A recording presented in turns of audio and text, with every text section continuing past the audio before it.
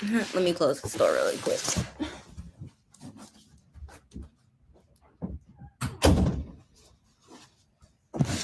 Okay. There we go. Sorry. Oh my goodness. This is our third third one? Yeah, this is our third one. That's crazy. Um so actually today's, Bible study, I don't even know what we call these at this point. It's actually very similar to like what we talked about last week. What we talked about? Oh, last week we talked about the importance of obedience, and we talked about Abigail, and we sprinkled in some David there. Happy birthday. Hi, Rashida. Hi. So today, um, again, if you guys are new, if you subscribe to a Natural Roses newsletter, every Wednesday we send out these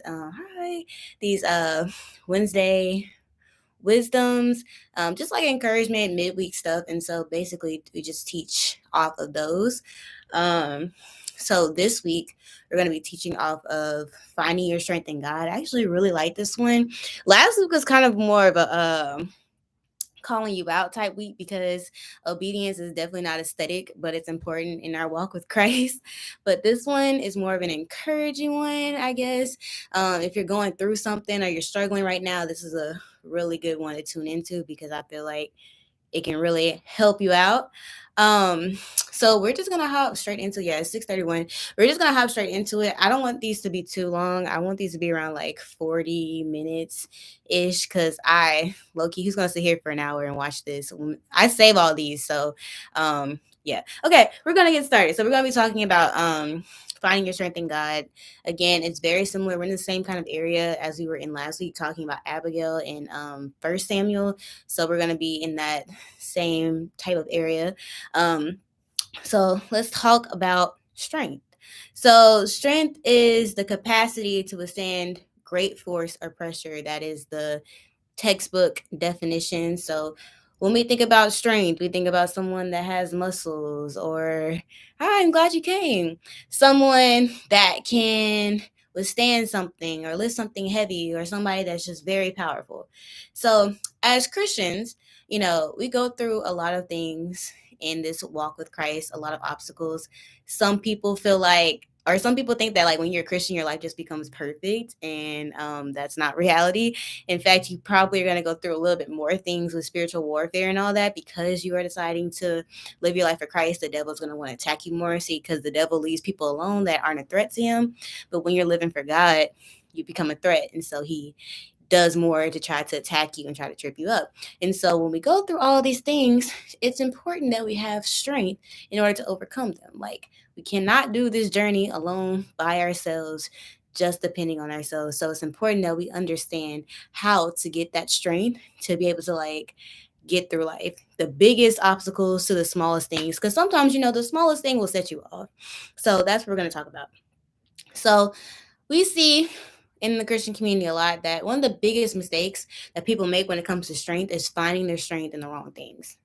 Like, they go to, I don't know, the wrong people, or ungodly company, or a substance, or an unhealthy sinful habit in order to find strength. And it may be a temporary fix, but it doesn't really help you to overcome that situation. So we need to make sure that the strength that we get, we're getting from God. So we're going to be going back to talking about David in the Bible. So the story of David and Goliath, if you're familiar, that's the David that we're talking about. He shows a great example of what it means to seek strength in God. So just a little background. Hi. Just a little background. Again, very similar to last week, actually. So y'all would go watch that if you haven't. David, the story of David and Goliath, he killed the giant and he became very popular. He became Saul, who was the king of Israel at this time, invited David to be in his palace and all that good stuff, right? And so you think everything was all peachy, and then David was gonna be the next king. Saul got very jealous of him because Saul made a bunch of mistakes, and so God took his like hand off of Saul, and it was like basically told him that David's gonna replace you. And so Saul got really, really jealous, and he literally for years and years chased after David, David had to leave his home, which was Israel, leave his home, leave his family, leave everything. Not leave his family, he took his family with him, but he left everything that he knew in order to get away from Saul. And so for years, Saul kept chasing him, trying to kill him because he was jealous that David was essentially going to take his place because of all the mistakes that Saul had made. And so, during this time, I don't know if y'all ever been in a point in your life where it's like your season's just really, really long. Like, you're like, God, when am I going to stop struggling? I remember I've been there before where it's just like, I'm talking like every single year for like 3-4 years straight. I feel like, God, can I just have a peaceful year this year? Why I always gotta struggle like every single year? Of course, now when I look back, I'm like, everything that I struggled with helped prepare me for like the person I am now to be able to handle what I have to handle now. Because no way I would have been able to handle what I have to handle now if I didn't struggle what I struggled with back then. But sometimes you're just like, God, when is it gonna end? Like I keep praying for you to fix the situation. I keep praying for you to remove this from my life. I keep praying for you to let this obstacle just be done with me. And it keeps going. And it's just like never ending. And so David got to the point where when he first went on the run from Saul, he was like, God's gonna protect me. God, but then after years of being on the run, constantly fearing for your life, David got to the point where he was like, look, I don't feel like God's going to handle this. I don't feel like what God's given me is enough. I need to go try to find my own solution to this problem, find my strength in something else. So basically, he had kind of lost faith in God. Like God had already told him that he was going to be king, which is what caused the whole situation of Saul trying to chase him. So it's like God already promised him essentially that everything was going to be okay. But because it kept going on for so long, him being on the run, getting chased and all that, he got discouraged and he was just like, look, I can't do it. So I'm gonna go to First Samuel chapter 27. This I'm gonna read the first verse. So this is where David's like, look, I've had enough. God, I've been trusting you. He's still chasing after me. Ain't nothing's changed. Like, come on. And so it says, I'm reading it in NIV. It says, but David thought to himself, one of these days I will be destroyed by the hand of Saul, the king of Israel, who is chasing him. The best thing I can do is to escape to the land of the Philistines. Then Saul will give up searching for me anywhere in Israel, and I will slip out of his hand. So let's talk about the Philistines real quick. So if you know the story of David and Goliath, Goliath was a Philistine. So Philistines and the Israelites, David was an Israelite, are enemies. Okay. So Israel is God's chosen people. If you've ever heard of the story of them being taken out of Egypt from slavery and going all the way to the promised land, and it took way longer than I believe it should have took like a couple of days, a couple of weeks, and it took them 40 years because they were just another Bible study. But so they were God's chosen people. And so David was an Israelite. And so the Philistines were their enemies. They were very evil people. They were people that worship like false gods and just very wicked and demonic. And so David's like, look, I literally have had enough of being chased.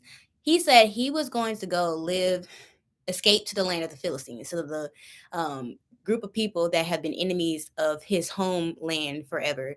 These people that are known for being very wicked and idolatrous and witchcraft and just everything that doesn't represent who God is. So basically, he wanted to go and try to find strength in something that was not God. In fact, was actually the opposite of who God is. And I feel like a lot of us can relate. Like when we feel like God isn't doing his job, which is crazy. That's really crazy to say. But when we feel like we're being honest, like God isn't doing his job, and we try to go and find the solution to our problem in things that aren't God, or try to find comfort in people that we know aren't of God. Like, for example, we all have had that friend that we know just does not have a walk with Christ at all, right? But they're fun. They take your mind off of stuff. You end up doing stuff that you know you shouldn't do, but you go to that because you just feel like God's not doing his job. And that's basically how David felt. At the time, he's like, look, I'm going through this.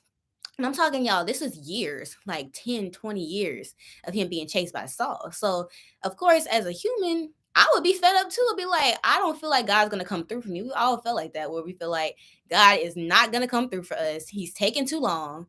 He's not fixing my situation. In fact, it's getting worse. Like, by the way, side note, if you feel like you were stuck in a season, that means that you're not learning what you need to learn in that season. Like, God can't bring you out the season till you get what you need to get. So just keep that in mind. A lot of times we are the reason why we're stuck in a season. And so basically, David was like, I'm going to go find my strength of the Philistines. I'm going to go to them for solace. I'm going to go to them for protection because I can't keep going on the run. I don't feel like God's going to come through for me. And so that's what he did. And so what happened is David lived in the land of the Philistines for a few years, and he ended up becoming extremely unrecognizable, which we can all relate to. When we go and try to find strength and comfort in the wrong things, it ends up changing us and not for the good. David became basically a bandit. He became a robber and he became a murderer. And so basically what he would do, I'm going to go to First Samuel chapter 27, same chapter. I'm going to go skip down to verses 8 and 9.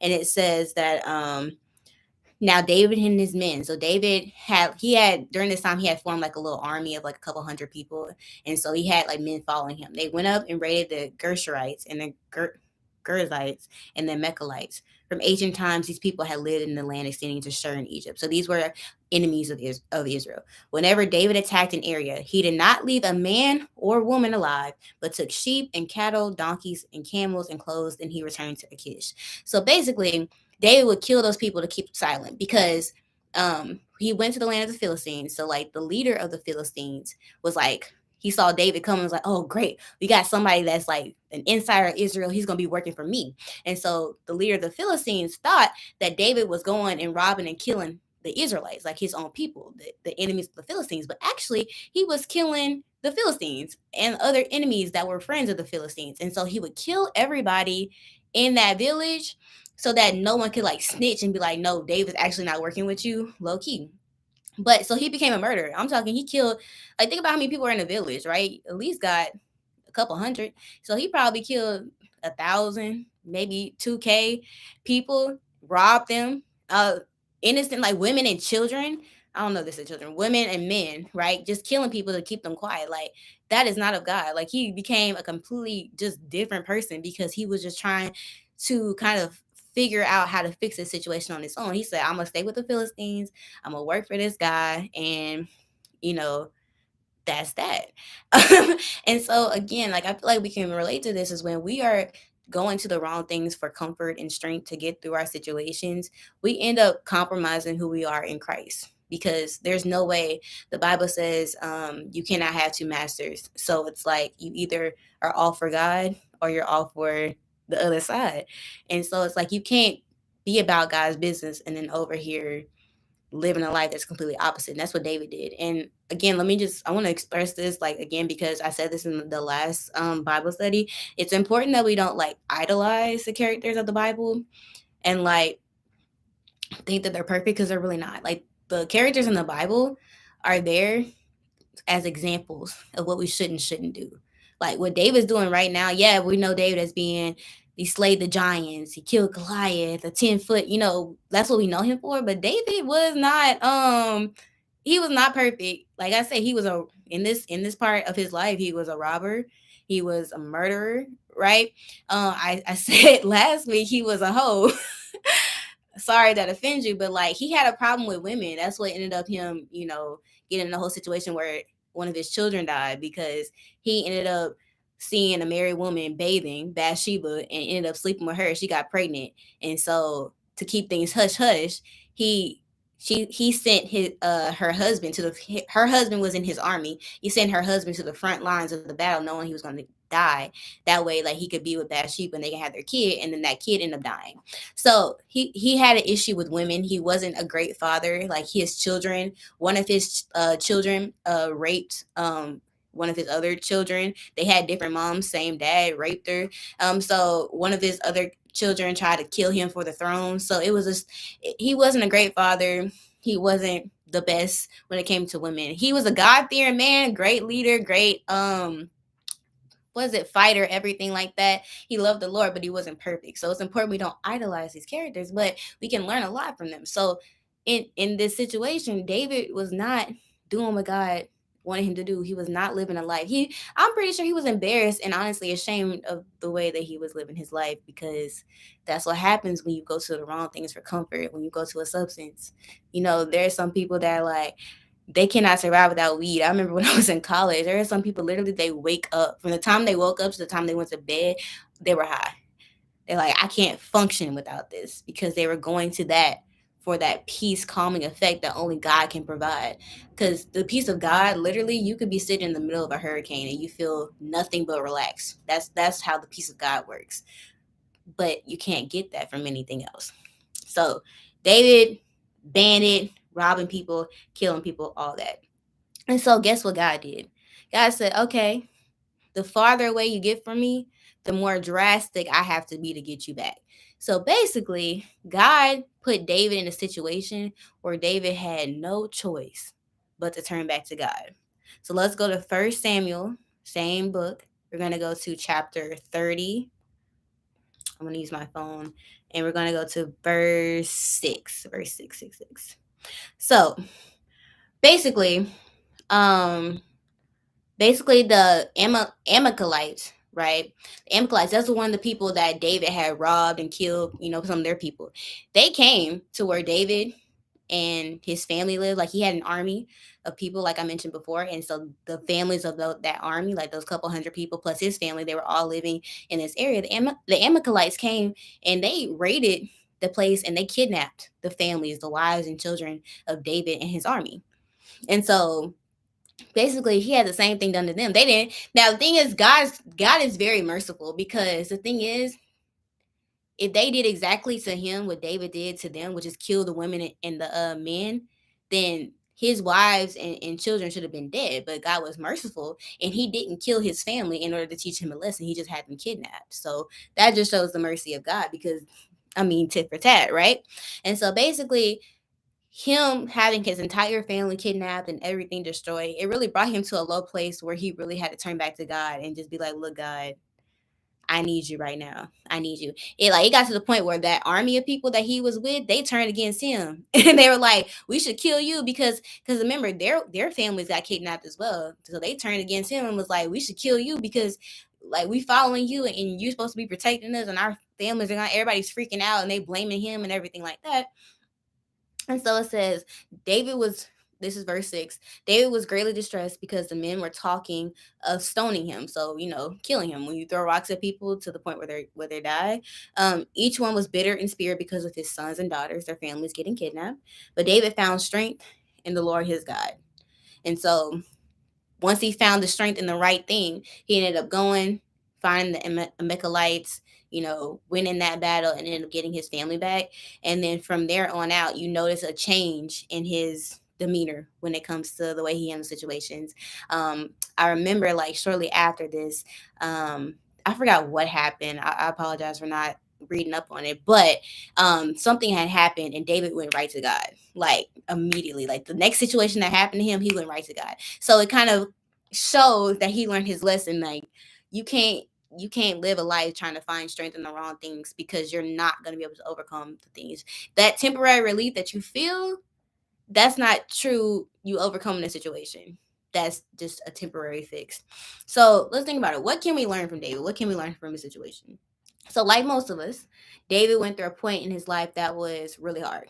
Again, 10, 20 years, every single day having to look over your shoulder, fearing for your life, because someone, a king of Israel, a very powerful man with thousands of people at his disposal, are chasing after you to kill you because he's jealous of you, right? That cannot be an easy thing to deal with. So just think of like what you're going through right now. Like, God knows exactly what you're going through. Sometimes we act like God isn't there and he doesn't know what's going on, but I don't know, we do that sometimes. But whatever you're going through right now, God knows exactly what you're going through. And he knows it's difficult and he knows he's hard. And sometimes God will allow us to go through things so we learn how to be dependent on him and not dependent on ourselves. So just side note. But yeah, constantly in fear of losing your life, on the run with your family, he had at this point maybe like 3 wives, so and a few kids. So he had a lot of people that he had to protect. And so I can imagine how stressful that is. And so when you're going through a situation like that, it can be very easy to lose your confidence in God, very easy to lose trust and encouragement in like who God has called you to be and what he has called you to do and like just what he's called over your life. And so it can be very easy to turn to things that aren't of God for comfort, especially if that's a habit. Like, for example, yeah, a man, like, this man's no good for you. But when you're with him, that temporary relief and peace that you feel feels like it's worth it at the time. But the second he's gone or the second he does something to make you mad, everything you're dealing with comes right back, right? Or like I said before, weed or any other substance or alcohol. That's a really big one. Or going clubbing or things that aren't of God, but we turn to find strength. You know how you have those friends, bad people. You know how you have those, not bad people, but people who aren't of Christ. So you know how you have that certain company of people that, you tell them what you're going through and they're not living for Christ. They don't give you godly advice. What they're going to do is tell you, hey girl, let's go to the club and like take your mind off of it. Hey girl, you just broke up with your boyfriend. Let's get you under somebody else and forget about him. Like those are the type of people that you don't really need to be around. That's why it's important. That's going to be probably what we talk about a few weeks from now, is having godly company. But it's very dangerous when you go and find strength in the wrong things, because you will end up changing for the worse. You'll end up distancing yourself from God because you're not seeking him. You're seeking things of the world, things that can't give you what God gives you. So not only are you distancing yourself from God, but you're still struggling with the situation. You're not able to overcome it because you don't have what you need, which is the strength of God. And so, again, David became a robber, a murderer, because he was in the company of the wrong people, looking for strength in the wrong things. And he became distant from God and weaker than ever. Like going from this person at like, what, 15, 16, killing a 10-foot giant, to being somebody that's over here killing people because you have lost your confidence in God. So it's important that we understand that the only strength that can actually help us overcome our situations and actually help us continue to push through comes from God. It cannot come from anything else. Nothing else will provide that same fulfillment and that same peace. So let's talk about 2 ways that we can find strength in God just in our daily lives. So number one is faith. So it's important that you're constantly asking God to help you trust him in hard times. And this is something that you have to actively do. Like, because I would be lying if I told you that like you have to completely define, completely trust God 24/7 in your situation. Like that's not going to happen.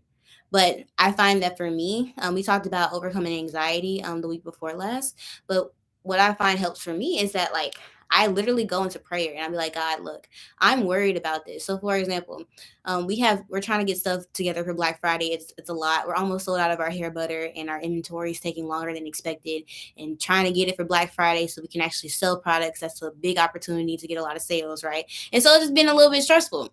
And so the thing is, I'll be lying to sit here up here and say I was never anxious about it or I never had my moments of doubt or anything like that. But what I found works for me is like sitting down and be like, God, look, I am worried about X, Y, and Z. I'm anxious about X, Y, and Z. I tell him what I feel like the worst outcome will be and tell him that I'm worried that will happen. And I just let it go. It's like it's important that you acknowledge how you feel, and then where what people actually miss is like you don't give it to God. You acknowledge how you feel and you sit in it.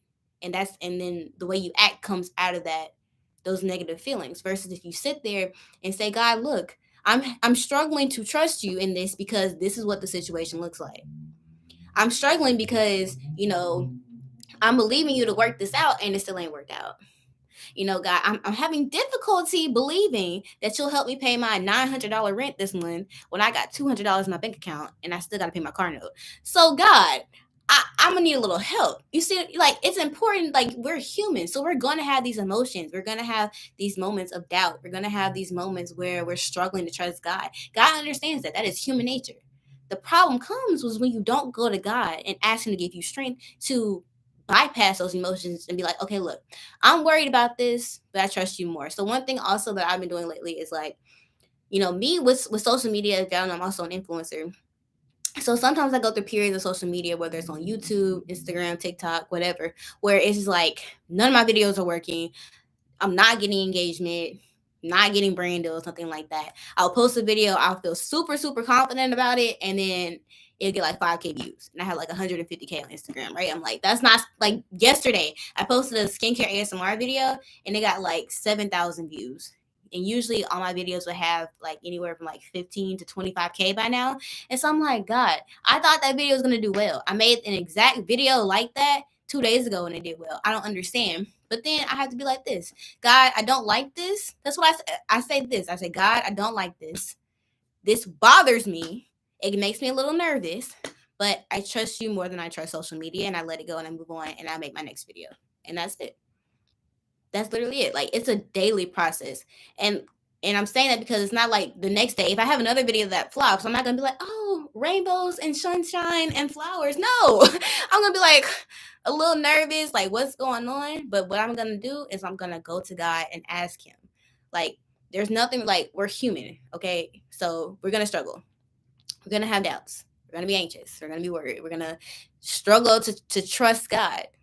But that's when you need to go to God and ask him to give you the strength to essentially just ignore that and continue to trust him and help you to not do things or have actions that are based out of that fear and that negativity and all that stuff. So I'm sorry, I just freaked out because I thought something happened with my life. So yeah, it's important that we do this, and I feel like a great way you can do this is also journaling. So when you're feeling negatively, writing out your feelings and then praying over them. Like I said, we're human, so it's important that we acknowledge how we feel. I used to think that I was wrong for feeling anxious, or like I was a terrible person because when something happened, I would get worried and I'm like, oh, I'm such a sinner. But it's like, no, like God knows we're human. That's human nature. The issue came when I didn't go to God about my feelings and get his strength to push through and push past what I was feeling. So I would recommend journaling. Whenever you feel anxious, worried, you're struggling, write it down and then pray over it to God because he knows how you feel. He just wants you to come to him and ask him for the strength. Also, what a great thing you can do is like kind of like what we did today with talking about David. Read about characters in the Bible who struggled. Like I said, we don't idolize these characters because there are a lot of characters that struggled with faith and things like that. Abraham, who is the father of faith, struggled with faith. I know you only hear about the with him willing to sacrifice his son Isaac, and that showed a great demonstration of faith. But whenever God first told Abraham to like leave everything with his wife Sarah, they went to this land, and he was like, oh, I don't trust that God will protect us. So Sarah, I know you're my wife, but just pretend to be my sister. I wish my man would. But he said, pretend to be my sister because you're too beautiful and I don't want people to know we're together. Like, so he struggled with faith too. So journaling, looking at the characters in the Bible and like seeing their stories and seeing like what happens when they found their strength in God. Like David, that's a great story. Like we see that God rewards you for having strength in him, and he went on to be a king and everything like that. So like kind of looking at the characters in the Bible as an example, because like they were people just like us. They had real life issues just like us. And yes, it was a different time period, but you know, the Bible is timeless. So you can always find a way to relate it to your situation. But you really kind of want to try to make it a habit to turn to God in distress. Like, there's nothing wrong with feeling distress. Like, that's going to happen. There are things that are going to happen that are going to make us feel negatively. But we need to make it a habit to turn to God in that negativity, not turn to other things. That's really the key. Like David, there was nothing wrong with him being upset because he was being chased for 20 years. The issue was when he went to the Philistines. That became the issue. All right, so let's go real quick to Hebrews 11:1. I feel like this is a well-known scripture about faith, but I mean, if you don't know it, it's a classic scripture. I don't know where Hebrews. Oh, there it is. Hebrews 11 1. My dad always makes a joke whenever we talk about Hebrews, and he's like, "What does this tell you? That men make coffee." I guess I don't know, but it says, "Now faith is the confidence in what we hope for, and assurance about what we do not see." That's the key, what you do not see. So that means trusting in God when it don't look like it's gonna work out. That's the hard part. We talked about that. Yeah, we talked about that last week and the week before. That's kind of a common theme here. That's the true essence of faith is when you trust God when it don't look like the situation's gonna work out. Now that don't mean that you're gonna sit there and like you're human, so you see what you see. And it's okay to be like, I don't know about this. But the thing is, you act like it's fine anyways. That's faith. So I don't know. For example, let's say, okay, we can talk about weight loss, okay? Because y'all know on my Instagram I'm doing like this 5-week weight loss challenge, right? And so this week is kind of hard for me because it's like last week I noticed, a pretty decent difference in my body. I felt better, less bloated, yada yada yada. But then this week is like I'm not really seeing as much results as I was last week, and but the thing is, I have to keep working out and I have to keep eating right despite not seeing results because I know that if I keep doing that, I'm going to lose the weight eventually. Even if I don't see the progress happening, it's happening. So that kind of same mentality with God. Like you keep going because you know eventually it's going to work out. Because you know that God said he'll never leave you or forsake you. He won't abandon you. He's your refuge, he's your strength. So it's when, for example, let's say you're a business owner. You can talk about me being a business owner, right? There was a point in my business where it looked like my business was gonna fail. This was when I first left med school. This was the summer of let's say the summer of 20, yeah, last summer. It's like April, May, June, right before I launched the emulsified hair butters that we used to have. Um, I was getting like 2 or 3 orders a day, like making like $40-$50 a day. That was my lane. So I was making maybe like $300 a week, and my rent was not enough. Like, you know what I'm saying? So I had to like live off my savings for a little bit. But the thing is, if I would have been like, okay, my business doesn't look like it's working, so I'm just not gonna do it, right? I wouldn't have what I have today. But I kept going, knowing that if God told me to leave med school for this, that means that it must work out in some form or fashion. So by kind of believing that, I kept going even when it looked like my business wasn't gonna happen. That's what it's about. So faith is pursuing what you know you need to pursue, even when it doesn't look like it's gonna work out. And or for example, with your singleness, right? Continuing to be single, knowing that one day God will send you your husband or your wife. That's pursuing. Continuing to not get into situations or relationships with people that you know God hasn't called you to be with, because you know eventually you will be with the person that you're supposed to be with if you continue to live correctly in your singleness. You see what I'm saying? So that's kind of the essence of getting your strength in God, is going and praying and asking God for that strength and making it a daily habit, and then continuing to push through, knowing in the back of your head that it's gonna work out eventually. That's how I go about it. I'm like, it's gonna work out eventually. I'm like, God, you didn't make me leave med school and move 500 miles away from my family for me to have my business fail. So it's gonna work regardless. So let me just keep pushing. Or like, you didn't let me have all these followers on social media for me to just fail as an influencer. So that means eventually I'm gonna start getting views again. I don't know when, I don't know how, I don't know what video is gonna do it, but it's gonna happen.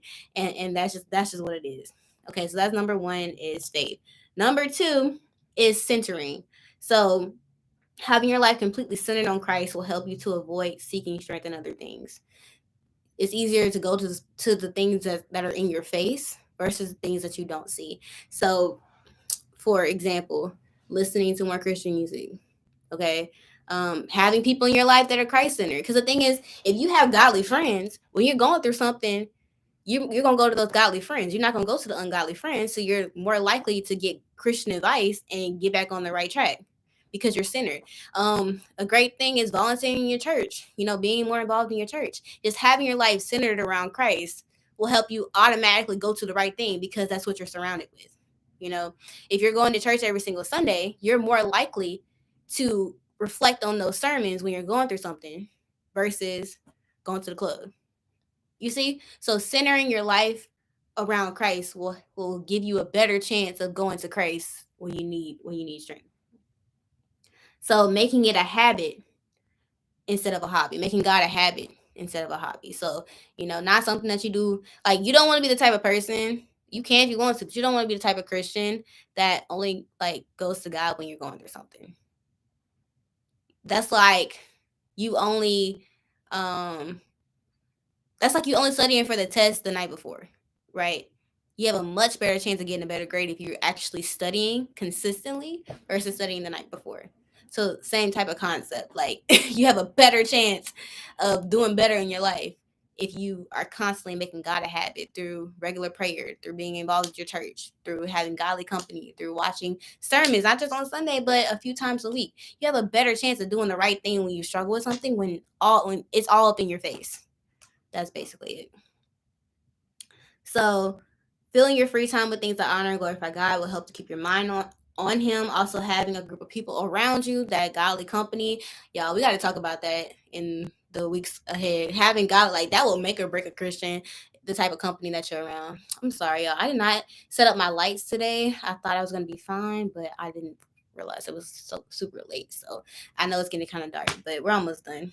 So last scripture, we're going to go to First Thessalonians, which is like towards the end of the Bible. I don't have the books of the Bible memorized, and I'm not ashamed of that because I can find it if I need it. First Thessalonians chapter 5, verse 11. And it says, therefore encourage one another and build each other up, just as in fact you are doing. So that godly company. We have to talk about godly company like in the following weeks. I feel like that is so important, and that's really where Christians be messing up. I'm telling you, because people in your life are very influential, whether you want to act like it is or isn't. They have a song you can memorize. That's true. I could do that. But I'm telling you, the people around you can be like poisonous or they can be medicine. It's so dangerous to have the wrong people around you. Like me, sometimes I'll be like, oh, because I really don't have that many friends. Like I just have my family. I used to have a friend. We were friends since college, but we stopped being friends before I moved over, whatever. But I always think like I'd rather be by myself than around ungodly people because I know I'm gonna be influenced to do ungodly things. That's just the way I am. That's why I'm very careful also about relationships, because I know when you love somebody, you're getting your feelings about somebody, you're more likely to do things and are influenced by them. You see videos all the time on social media of people saying, my girlfriend starts to act like me, or you start to act like your boyfriend. Like, so you got to be very careful with who you surround yourself with. They will really make or break you. Like, and it's very hard to cut people off who are not Christ-like people, because sometimes, especially if they're good people, but having good people around you versus godly people can be very dangerous, because they might not be telling you something inherently wrong, but it can be very damaging to your relationship with Christ because it's not godly advice. So just to recap, as we saw with David, it's very dangerous to seek strength in anything other than God. It can lead you down the wrong path, and honestly, it can make you miss out on blessings that God has for you, or it can make you stuck in your season for longer because you're not getting it. It's not clicking for you. So it's important that every day we seek to find our strength in God, centering our life around Christ, and working to increase our faith can help us have the confidence in God to overcome any obstacle. So yeah, just make sure that you are aware of what you're turning to for strength in situations. That's it. That was a good one. I like that one. I'm hand clapping because I feel like I needed that too, because business is getting a little bit stressful now that the holidays are coming up, and I'm just like, because I was chilling, after a couple weeks after my restock, I would say for the last 4 or 5 weeks, sales have been great. We've gotten a consistent schedule with marketing and advertising. We've been able to work with some, like, everything's kind of like settling down. But now, you gotta get that game face back on, because the holidays, holidays are very intense for a business. Like, I remember last year, I doubled my yearly sales during November, December, and January. Like, that's how intense it is. So this inventory better get here for Black Friday, because if not, me and my manufacturer, we're gonna have a problem. But it is. Anyways, okay, so we're gonna close out with prayer. Again, if you have any prayer requests or anything, DM us on. You can comment them in the YouTube, DM them on our Instagrams or TikTok, whichever one you have. And I make a list, so you'll get prayed for. Period. All right, let's close it out with prayer. Thank you guys for joining.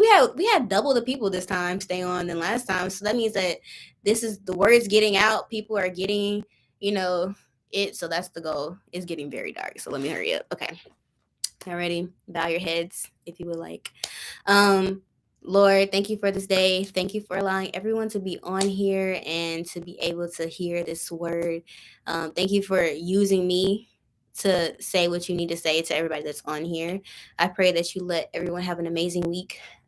Please help us, give us the strength to get through any obstacles or seasons that we may be going through. And please allow us to start making it a habit to turn to you when life gets hard and not turn to other things. And again, I just pray you let everyone have a great week, apply what we learned, and just continue to live a life that represents you. In Jesus' name, amen. All right, guys, that's it for me. I'm so sorry. Next time I am gonna set up my lights. I didn't think it was gonna get this dark. I thought it was still gonna be daytime. By the time we were finished, so I apologize. My lights are right there. I was like, oh, it should be fine. But next time I will, because I didn't realize it's gonna be this dark. But alrighty, guys. I will see y'all next Wednesday, 6:30 Eastern Standard Time. And yeah, y'all have a great rest of y'all's week. Bye.